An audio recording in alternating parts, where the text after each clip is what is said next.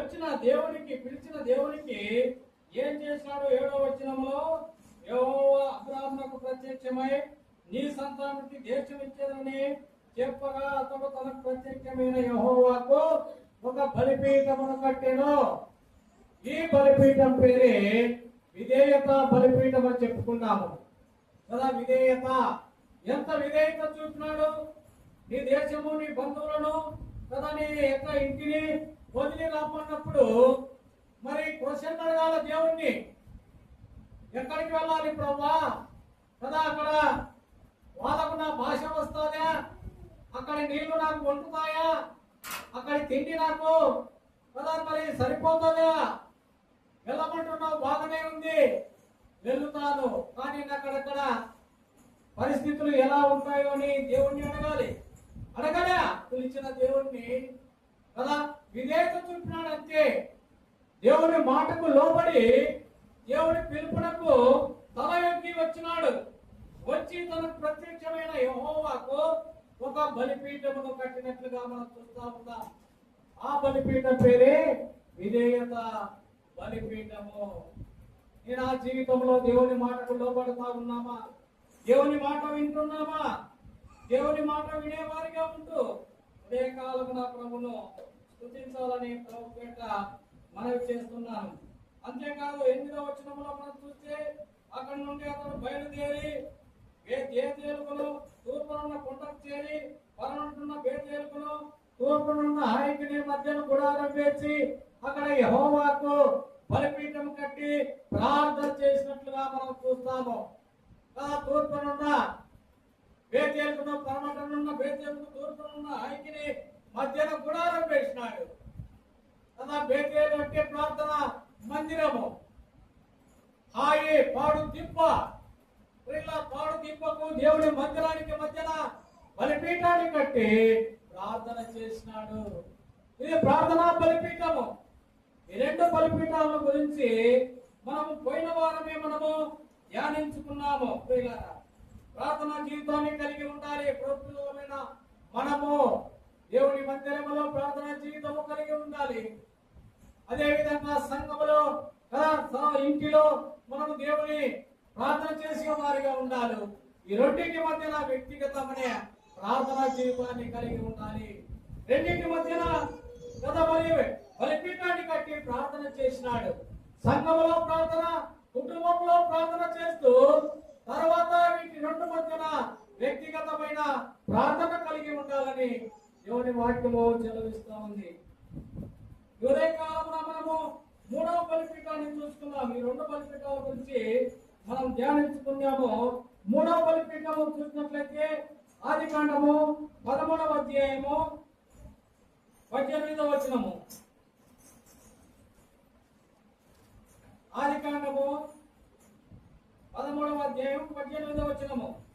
అప్పుడు అబ్రాహాము తన గుడారము తీసి హెబ్రోనులోని మమ్రే దగ్గర ఉన్న సింధూర వృక్షములోనికి దిగి అక్కడ యెహోవాకు బలిపీఠమును కట్టెను. ఎక్కడ కట్టినాడు? హెబ్రోనులో ఒక బలిపీఠము కడతా ఉన్నాడు కదా. విధేయత బలిపీఠం కలిగి ఉన్న నీవు నేను, ప్రార్థనా బలిపీఠాన్ని కలిగి ఉన్న నీవు నేను కూడా సహవాస బలిపీఠాన్ని కలిగి ఉండాలి. పరిశుద్ధుల సహవాసాన్ని నీవు నేను కలిగి ఉండాలి. సహవాసము లేని జీవితం ఏం జీవితం కదా. మన పిల్లల్ని ఎవరికైనా స్కూల్కి పంపించినామనుకో, ఎవరితో స్నేహం చేస్తున్నావురా అని మనం అంటాం. ఎవరితో సహవాసము, ఎవరితో క్లోజ్ గా ఉన్నావు, ఎవరితో ఫ్రెండ్షిప్ చేస్తా ఉన్నాము అని మనం విచారణ చేస్తాము. వాడు చెప్తాడు, వాళ్ళని వాడిపోయినప్పుడు వాడు మంచివాడైతే పర్వాలేదు, వాటినే ఫ్రెండ్షిప్ చేస్తాము. వాడు మంచివాడు కాదు, వాడి కుటుంబము మంచిది కాదు, తల్లిదండ్రులు మంచిది కాదనుకో, ఏమన్నా వద్దునైనా వాటితో ఫ్రెండ్షిప్, నువ్వు కూడా చెడిపోతావు. ఆ ఫ్రెండ్షిప్ కట్ చేయి, ఆ సహవాసం కట్ చేయి అని అంటాము. ఆ విధంగానే దేవాది దేవుడు, సృష్టికర్త అయిన దేవుడు నీవు నేను కూడా సహవాసాన్ని కలిగి ఉండాలి.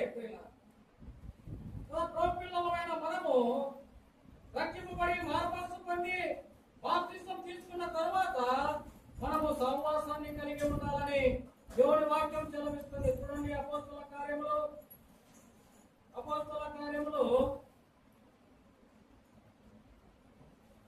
2వ అధ్యాయము 38వ వచనం నుంచి 37వ వచనం నుంచి చదువుకుంటే, వారి మాట విని హృదయంలో నొచ్చుకొని, సహోదరులారా మేము ఏం చేసుమని పేతురును కడమ అపోస్తులను అడగగా, పేతురు మీరు మారు మనసు పొంది పాప క్షమాపణ నిమిత్తం ప్రతివాడు యేసు క్రీస్తు నామమున బాప్తిసం పొందుడి, అప్పుడు మీరు పరిశుద్ధాత్మను పొందుదురు.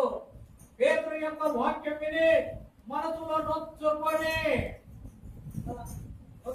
వాక్యం చెప్తే బాధపడాలి. ఇది నాకేనా, ఇది నాకే చెప్పినట్టు ఉంది, నిజంగా నేను ఈ విధంగా ప్రవర్తిస్తున్నానా, ఈ విధంగా జీవిస్తున్నానా, మనసులో నొచ్చుకునే మాట చెప్తే ఈ దినాల్లో ఆ సేవకుని పిలువరు.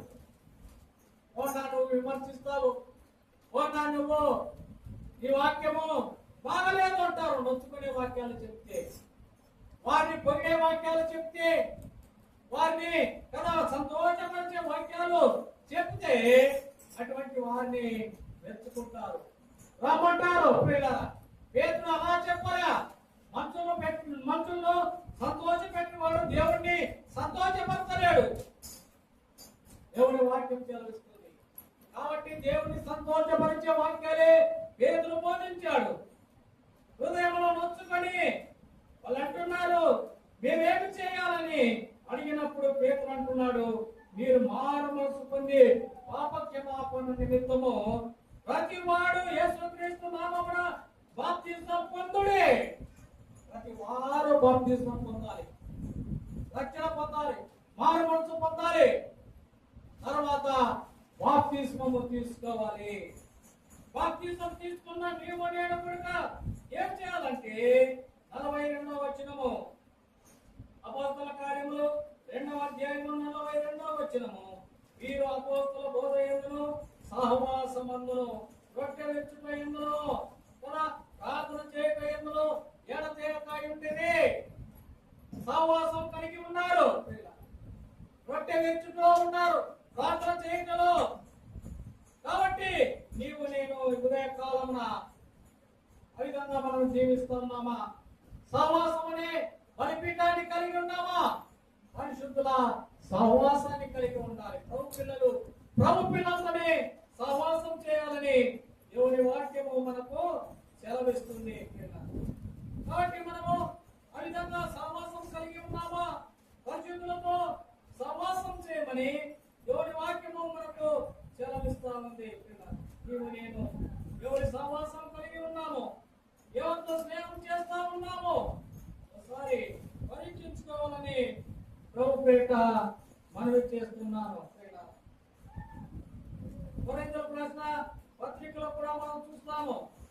కొరింథీయుల ప్రశ్న పత్రికలో మనం చూసినట్లయితే కదా, విశ్వాసులకు అవిశ్వాసులు 6వ అధ్యాయము, 2వ కొరింథీ 6వ అధ్యాయము, కొరింథీయుల ప్రశ్న 2వ పత్రిక 6వ అధ్యాయము 14వ వచనము, మీరు అవిశ్వాసంతో జోడుగా ఉన్నప్పుడే కదా మీరు ప్రభు పిల్లలు, యేసు రక్తం చేత కనబడిన వారు, ప్రభు పిల్లలుగా ఉన్నటువంటి వారు, రక్షింపబడిన వారు, మారుమనసు పొందిన వారు, మీరు అవిశ్వాసంతో జోడుగా ఉన్నప్పుడే నీతికి దుర్నీతికి ఏమి సాంగత్యమో, వెలుగుకు చీకటికి ఏమి పొత్తు, ఏమి క్రీస్తునకు బెలియాలకు ఏమి సంబంధము, అవిశ్వాసతో విశ్వాసకి పాలెక్కడిది. కాబట్టి మన సహవాసము ఎవరితో ఉండాలి? మన సహవాసము ఎవరితో ఉండాలంటే తండ్రి అయిన దేవుడు, ఆయన కుమారుడైన యేసు క్రీస్తుతో మనము సహవాసం కలిగి ఉండాలని దేవుని వాక్యము మనకు స్పష్టంగా తెలియజేస్తా ఉంది. చూస్తాం చూడండి, యోహాను రాసిన మొదటి పత్రికలో మనం చూస్తాము. మొదటి పత్రిక 1వ అధ్యాయము 3వ వచనము, మాతో కూడా మీకును సహవాసం కలిగినట్లు మేము చూసిన దాన్ని విన్న దాన్ని మీకును తెలియజేస్తున్నాము. మన సహవాసం అయితే తండ్రితో కూడాను ఆయన కుమారుడైన యేసు క్రీస్తుతో కూడాను ఉన్నది. రక్షింపబడ్డాం, మారు మనసు పొందినాం, బాప్తిసం తీసుకున్నాము. అయితే సహవాసము కలిగి ఉన్నామా? తండ్రితో కూడా ఆయన కుమారుడైన యేసు క్రీస్తుతో సహవాసం కలిగి ఉన్నామా, లేకుంటే పాత స్నేహితులతోనే మనం సహవాసం చేస్తా ఉన్నామా? అదే కాలంలో ఆలోచించుకోవాలి. కాబట్టి పరిశుద్ధ సహవాసము కలిగి ఉండి మనం ప్రభును ఆరాధించాలి. ప్రభు నీ బిడ్డలతో సహవాసం చేయటం నీవు నాకు ఇచ్చిన గొప్ప ధన్యతకై స్తోత్రాలని చెప్పి ఉదయకాలమున మనం ప్రభును ఆరాధించవలనని ప్రభు పేట మనం చేస్తున్నారు. ఇదే యోహాను రాసిన పత్రిక మొదటి అధ్యాయము 6వ వచనములో మనం చూస్తాము. ఆయనతో కూడా సహవాసం గలవారం అని చెప్పుకొని చీకట్లో నడిచిన ఎడల మనము అబద్ధమాడుచు సత్యమును జరిగింపకుందాము. పిల్లలు చూస్తా ఉన్నాం. ఆయనతో కూడా సహవాసం గలవారం అని చెప్పుకొని ఏం చేస్తుంటారంట వాళ్ళు? చీకట్లో నడిచిన ఎడల యేసు ప్రభు పిల్లలతో సహవాసము చేస్తున్నామని చెప్పుకొని చీకటి సంబంధం అంటే పాపలతో సహవాసము చేసేవారని దేవుని వాక్యం మనకు తెలుస్తుంది. 7వ వచనంలో కూడా మనం చూసుకోవాలి. 7వ వచనము సత్యమును జరిగింపకుందాము. అయితే ఆయన వెలుగులో ఉన్న ప్రకారము మనం వెలుగులో నడిచిన ఎడల మనం అన్యోన్య సహవాసం గలవారమై ఉందుము కదా. ఆయన వెలుగులో ఉన్న ప్రకారం మనము కూడా వెలుగులో నడిచిన ఎడల అన్యోన్య సహవాసము కలిగిన వారమై ఉందుము. కాబట్టి ఉదయం కాలంలో నీవు నేను కదా హెబ్రోను అంటే సహవాసము. హైదరాబాద్ లో హెబ్రోను ప్రార్థనా మందిరము ఉంది. దైవజనుడు భక్తి శ్రీకాలు ఏర్పాటు చేసిన హెబ్రోను సహవాసము.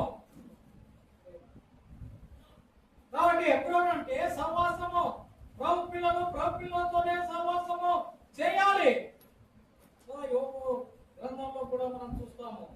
యోబు గ్రంథము 22వ అధ్యాయము 21వ వచనంలో చూస్తే ఆయనతో సహవాసం చేసిన ఎడల నీకు సమాధానము కలుగును. ఆయనతో సహవాసం చేస్తే ఏం కలుగుతుందంట? సమాధానము. అలాగే నీకు మేలు కలుగును. ఆయనతో సహవాసం చేస్తా ఉన్నావా? ఒకసారి నీవు నేను పరీక్షించుకోవాలని ప్రభుపేట మనవి చేస్తా ఉన్నాను. బలిపీఠాన్ని మనం కొరింథీయులకు రాసిన మొదటి పత్రిక 1వ అధ్యాయము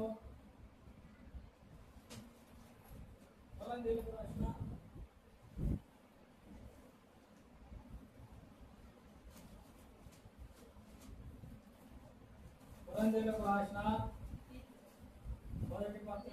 1వ పత్రిక 1వ అధ్యాయము 9వ వచనం. మన ప్రభువైన యేసుక్రీస్తును తన కుమారుని సహవాసమునకు మిమ్మల్ని పిలిచిన దేవుడు నమ్మదగిన దేవుడు. తన కుమారుడైన యేసుక్రీస్తు యొక్క సహవాసానికి ఆయన మనల్ని పిలుచుకున్నాడు. కాబట్టి అటువంటి సహవాసము కలిగి ఉండి మనము ముందుకు సాగవలనని మనం చూస్తున్నాము. 3వ బలిపీఠం ఏంటంటే సహవాస బలిపీఠం. రక్షింపబడి మారు మనసు పొంది పాప క్షమాపణ పొంది బాప్తిసం తీసుకున్న తర్వాత మనము పరిశుద్ధుల సహవాసం కలిగి ఉండాలి. తండ్రితో కూడిన ఆయన కుమారుడైన యేసుక్రీస్తుతో మనము సహవాసం కలిగి ఉండాలి. పాత శ్రేయంలో సహవాసము చేయకూడదు. పాపలతో సహవాసం చేయకూడదు కదా. మనకు దేవుడితో ఆయన కుమారుడైన యేసుక్రీస్తుతో సహవాసం కలిగి ఉండాలి. పరిశుద్ధుల ప్రభు పిల్లలతో మనము సహవాసం కలిగి ఉండాలని దేవుడి వాక్యము తెలుస్తుంది. 4వ బలిపీఠాన్ని మనము చూసుకుందాము. ఆదికాండము 22వ అధ్యాయంలో మనం చూస్తాము. ఆదికాండము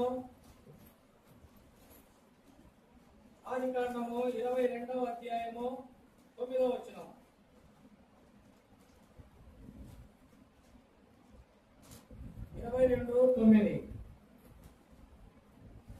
అలాగూ వారిద్దరు కూడి వెళ్ళి దేవుడు అతనితో చెప్పిన తోటికి వచ్చినప్పుడు అబ్రహాము అక్కడ బలిపీఠమును కట్టి కట్టెలు చక్కగా పేర్చి తన కుమారులకు ఇస్సాకును బంధించి ఆ పీఠముల మీద ఉన్న కట్టెల మీద ఉంచెను కదా. వారిద్దరు కోడి వెళ్ళి దేవుడు అతనితో చెప్పిన చోటుకు వచ్చినప్పుడు అబ్రాహాము అక్కడ బలిపీఠము కట్టి, ఏ బలిపీఠము? సమర్పణ బలిపీఠము. సమర్పణ బలిపీఠము. ప్రియులారా, అబ్రాహాముకు లేక లేక ఒక కుమారుని ఇచ్చినాడు దేవుడు. దేవుడే ఇచ్చినాడు. 100 సంవత్సరాలప్పుడు కుమారుడు పుట్టే ఎంత గారాబంగా పెంచుకుంటుంటాడు. లేక లేక లేక లేక కుమారుడు కలిగితే ఎంత ప్రేమగా చూస్తున్నాడు, ఎంత గారాబంగా పెంచుకుంటుంటాడు. ఏమడిగితే అది పిల్లడికి తెచ్చిస్తుంటాడు. ఏమి కావాలంటే అది పండిస్తూ ఉంటాడు. ఏమి కావాలంటే అది ఇస్తూ ఉంటాడు. అంత ప్రేమగా చూస్తూ ఉంటాడు. మరి అటువంటి ప్రేమగా చూసుకుంటూ ఉంటే అకస్మాత్తుగా దేవుడు ఏం చేసినాడంటే అబ్రాహామును పిలిచినాడు. అబ్రాహామా, చిత్తం ప్రభు అన్నాడు. నీవు ప్రేమించు ఇస్సాకును, నీకు ఒకడైన నీ కుమారుడైన ఇస్సాకును ప్రేమించు ఇస్సాకును నాకు బలిగా ఇల్లు అన్నాడు.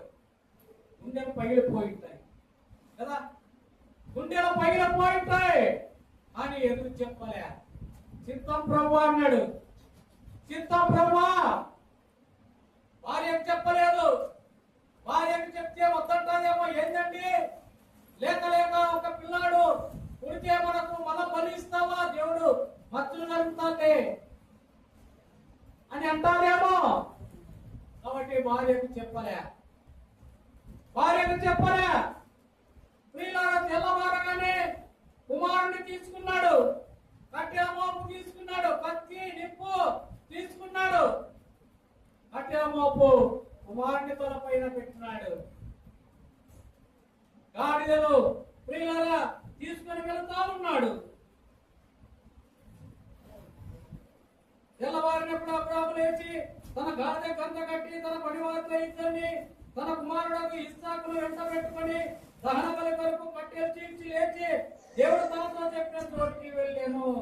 3వ నాడు అబ్రాహాము కన్నులెత్తి చూడగా దూరం నుండి ఆ చోటు చూసి తన పనివారితో, మీరు గాడిదతో ఇక్కడనే ఉంటుడి, నేను నా కుమారుడు వెళ్ళి దేవునికి బలిస్తే తిరిగి వస్తామంటున్నాడు. తిరిగి ఎంతమంది వస్తారు కదా? ఇద్దరు వెళ్తా ఉన్నారు. కుమారుడు ఎత్తిన పైన కట్టెల మోపు పెట్టినాడు. దేవుడికి బలిచ్చిన తర్వాత ఒక్కడే వచ్చేది. తిరిగి వస్తాను అని లేదు, తిరిగి వస్తాము అంటున్నాడు. ఆ పనివాడితో అంటున్నాడు, నీవు ఇక్కడే ఉండు, గాడిదతో కూడా. గాడిద బలి ఇవ్వడానికి పనికిరాదు. దాసుడు బలి దగ్గరికి రావడానికి వీలు లేదు. పాపం చేయ ప్రతి వాడును పాపమునకు దాసుడని దేవుని వాక్యము సెలవిస్తా ఉంది. కాబట్టి ఇస్సాకును తీసుకుని వెళ్ళాడు. దేవుడి చెప్పిన చోటికి వెళ్ళి అక్కడ ఇస్సాకును తాళ్ళతో బంధించి అక్కడ బలిపీఠం కట్టి ఆ బలిపీఠం మీద పడుకోబెట్టి తన కుమారుడైన ఇస్సాకును బలిచుటకు హత్తినెత్తాడు. అబ్రాహామా, ఆగు అన్నాడు దేవుడు. నీకు ఒకడైన నీ కుమారుని నాకు బలిచుటకు వెనుదీయలేదు. కాబట్టి నీవు దేవునికి భయపడువాడవని ఇందువలన నాకు తెలుస్తుంది. ఎంతగానో ప్రేమించే కుమారుని, ఎవరైనా సొంత కుమారుని చంపడానికి ఇష్టపడతారా? ఎవరైనా సొంత కుమారుని బలి ఇవ్వడానికి ఇష్టపడతారా? అబ్రాహాముకు సాదృశ్యంగా తండ్రి అయిన దేవుడు, ఇస్సాకుకు సాదృశ్యంగా కుమారుడైన యేసు క్రీస్తు. తండ్రి అయిన దేవుడు తన కుమారుడైన యేసు క్రీస్తును భూలోకానికి పంపించినాడు. ఇస్సాకు కట్టెల మోపు మోసినట్టు యేసు ప్రభు సిలువను మోసినాడు. బలిపీఠం వరకు యేసు ప్రభు సిలువ వేసే కాడికి సిలువను మోసుకుంటూ వెళ్ళాడు. అక్కడ యేసు ప్రభువును సిలువ వేసినాడు. ఇక్కడ ఇస్సాకు కట్టెల మోపు ఎత్తుకపోయి అక్కడ వేసినప్పుడు అబ్రాహాము తండ్రి ఏం చేసినాడు? బలిపీఠాన్ని కట్టి బలిపీఠం మీద ఇస్సాకును పడుకోబెట్టినాడు. ఆగు అన్నాడు. అదిగో అక్కడ పొదల పొట్టేలు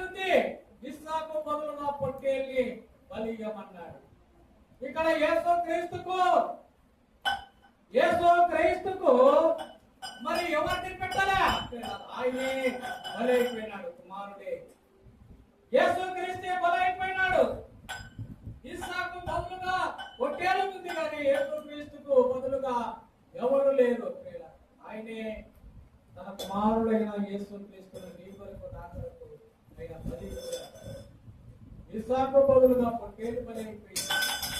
నీకు బదులుగా నాకు బదులుగా ప్రభువైన యేసు క్రీస్తుల వారు బలైపోయినారు. నిన్ను నన్ను విడుదల చేసినట్టుగా మనం చూస్తాం. సమర్పణ బలిపీఠం. నీవు నేను ప్రభువుకు సమర్పించుకున్నావా? సమర్పించుకున్నట్టయితే ఉదయకాలంలో నీవు నేను ప్రభువును ఆరాధించాలి, ప్రభువును స్తుతించవలనని ప్రభు పేట మనవి చేస్తున్నాం. కాబట్టి ఉదయకాలంలో మూడవ బలిపీఠంగా సహవాస బలిపీఠము. మనం పరిశుద్ధ సహవాసం కలిగి ఉన్నామా? తండ్రి అయిన దేవుడు, ఆయన కుమారుడైన యేసు క్రీస్తు సహవాసానికి మిమ్మల్ని పిలిచిన దేవుని మీరు స్తుతించాలి, కనపరచాలి. ప్రభువా, నా సహవాసాన్ని మార్చావు నాయనా. నీ కుమారుడైన యేసు క్రీస్తుతో తండ్రి అయిన దేవునితో సహవాసం కలిగి జీవించినప్పుడు నీవు నాకు ఇచ్చిన గొప్ప కృపను బట్టి స్తోత్రాలు నాయనా. ఇదిగోనైనా నీ బిడ్డల సహవాసాన్ని నాకు ఇచ్చావు. అందులో బట్టి నేను స్తుతిస్తున్నాను, నిన్ను ఆరాధిస్తున్నానని ఉదయకాలం నా ప్రభువును ఆరాధించాలి.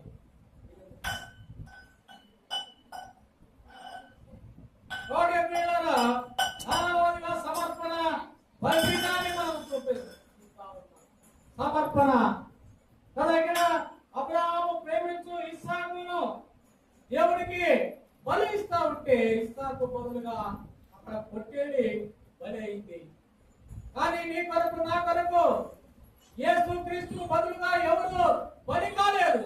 ఆయనే నీ కొరకు నా కొరకు బలి అయిపోయినాడు. ఇంత గొప్ప దేవుణ్ణి నీవు నేను ఆరాధించవాలని ప్రభు పేట మనవి చేస్తున్నాం. దేవుడు కొద్ది మాటల్లో మన వెనుకల్లో జీవించి ఆశీర్వదించును గాక. ఆమేన్.